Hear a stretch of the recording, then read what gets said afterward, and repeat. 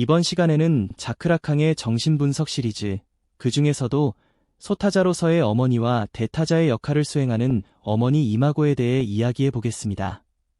우선 소타자라는 개념부터 살펴보죠. 소타자란 상상의 영역, 즉 상상계에 속한 개념입니다. 이 소타자는 주체가 마주하는 어떤 타인을 말하는 것이 아니라 사실은 자아의 반영, 자아에 투영된 이미지입니다. 다시 말해, 내가 나 자신을 어떻게 인식하고 있는가를 비추는 거울 같은 존재이지요. 이러한 소타자의 역할을 어머니가 아이의 삶에서 처음으로 수행하게 됩니다. 어머니는 아이가 자기 자신을 처음으로 인식하게 되는 거울로 작용합니다. 아이는 어머니의 시선을 통해 자신의 이미지를 형성하고, 그 시선은 단순한 바라봄이 아니라 어머니의 기대, 지식, 두려움과 같은 다양한 정서가 투사된 복합적인 것이죠.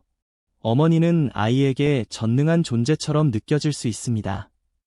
이는 아이가 어머니와 자신을 동일시함으로써 자신도 무한한 능력을 가진 존재라고 믿게 되기 때문입니다. 이 동일시의 경험은 이후 아이가 다른 사람들과 관계를 맺는 데 있어 하나의 기본적인 틀이 됩니다. 다시 말해서 아이는 소타자, 즉 어머니와 맺는 관계를 통해 자아의 틀을 만들고 그것을 바탕으로 외부 세계와 관계를 형성해갑니다. 이제 대타자의 개념으로 넘어가 보겠습니다. 대타자란 단순히 어떤 사람을 가리키는 것이 아니라 언어와 법, 상징적 질서를 대표하는 구조를 말합니다.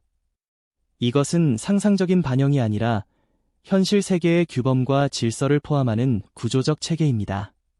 라캉은 이 대타자를 언어의 영역, 즉 기표의 세계로 설명합니다. 이러한 대타자의 위치를 아이에게 가장 먼저 점유하는 인물은 바로 어머니입니다. 아이는 어머니를 통해 처음으로 언어를 접하고 자신의 욕구에 대한 표현과 타인의 반응이라는 상호작용을 경험하게 됩니다.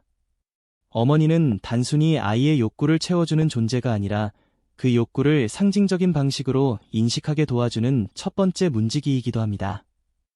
여기서 중요한 것은 아이가 어머니의 욕망을 충족시키고자 할 때 겪게 되는 혼란입니다.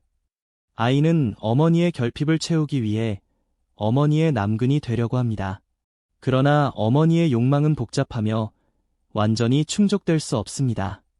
아이는 이를 통해 어머니의 결핍을 인식하게 되고, 그 결핍은 아이에게 불안을 야기합니다. 어머니는 더 이상 완전한 존재가 아니며 어딘가 부족하고 불완전한 존재로 느껴지게 되죠. 이 지점에서 어머니는 대타자 역할을 수행하면서 상징적인 문지기가 됩니다. 그녀는 아버지의 이름을 호출할 수 있는 인물로서 아이가 언어를 통해 욕망을 표현하게 하는 길을 열어줍니다. 결국 아이는 어머니를 통해 상징계로 진입하게 되고, 이는 주체의 형성 과정에서 매우 결정적인 순간입니다. 다음으로는 어머니 이마고, 즉 어머니의 상징적 이미지에 대해서도 이야기해 보겠습니다.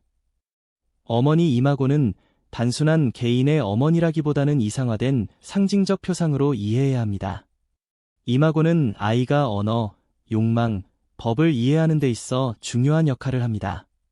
어머니는 실제 존재하기도 하고 때로는 부재하는 존재이기도 합니다. 그러나 아이의 정신세계에서는 언제나 어떤 형태로든 중심적인 위치를 차지하고 있습니다. 어머니 이마고는 아이가 욕망을 형성하고 언어를 습득하는 데 필요한 틀을 제공합니다. 특히 아이가 어머니의 사랑을 완전히 획득하지 못하고 좌절을 경험하게 될 때 이 어머니 이마고는 더욱 뚜렷하게 자리 잡게 됩니다. 즉, 어머니의 욕망을 충족시키지 못했다는 좌절이 어머니 이마고를 하나의 존재로서 구체화시키는 것이죠. 이마고는 단순히 감정의 대상을 넘어서 주의상스와도 깊게 연결되어 있습니다. 주의상스란 단순한 쾌락을 넘어서는 육체적이고 정신적인 강렬한 충만감을 의미합니다. 어머니 이마고는 이러한 주의상스의 원천이자 동시에 그것을 불가능하게 만드는 존재이기도 합니다. 이제 이마고라는 개념 자체에 대해서도 조금 짚고 넘어가겠습니다. 라캉에게 있어서 이마고는 단순한 객관적 존재가 아닙니다. 그것은 개인이 타인을 인식하고 관계 맺는 주관적인 방식입니다. 이마고는 우리가 다른 사람을 고정된 이미지로 보고 그 이미지에 따라 관계를 형성하게 만드는 일종의 렌즈이기도 합니다. 특히 락항은 이마고를 거울 단계와 밀접하게 연결시켰습니다. 주체는 거울 속에 비친 자기 이미지를 통해 자아를 형성하고 이때 본 자신의 모습이 바로 이마고입니다. 하지만 중요한 점은 이 이마고는 완전하고 이상화된 이미지이기 때문에 실제의 자아와는 차이가 있다는 겁니다. 이로 인해 우리는 끊임없이 그 이상화된 자아를 좇게 되죠. 초기 락항의 이론에서는 이마고를 다양한 가족 콤플렉스와 연결하여 설명하기도 했습니다. 어머니의 유방을 중심으로 한 이유 콤플렉스, 상대방의 침입을 중심으로 한 침입 콤플렉스, 그리고 아버지를 중심으로 한 오이디푸스 콤플렉스 등이 그것입니다. 흥미로운 점은 락항은 이마고의 부정적인 측면을 강조했다는 사실입니다. 융이나 멜라니 클라인이 이마고의 긍정적인 효과를 포함시키는 반면 락항은 그것을 기만적이고 파괴적인 구조로 간주했습니다. 이마고는 주체를 현실과 분리시키고 상상된 자아의 틀 안에 가두기 때문입니다. 정리하자면 어머니는 아이에게 있어 처음 마주하는 소타자이며 동시에 대타자의 문을 여는 존재입니다. 어머니 이마고는 언어, 욕망, 상징 질서와 깊게 얽혀 있으며 주체의 자아 형성과 욕망 구조의 핵심적인 역할을 합니다.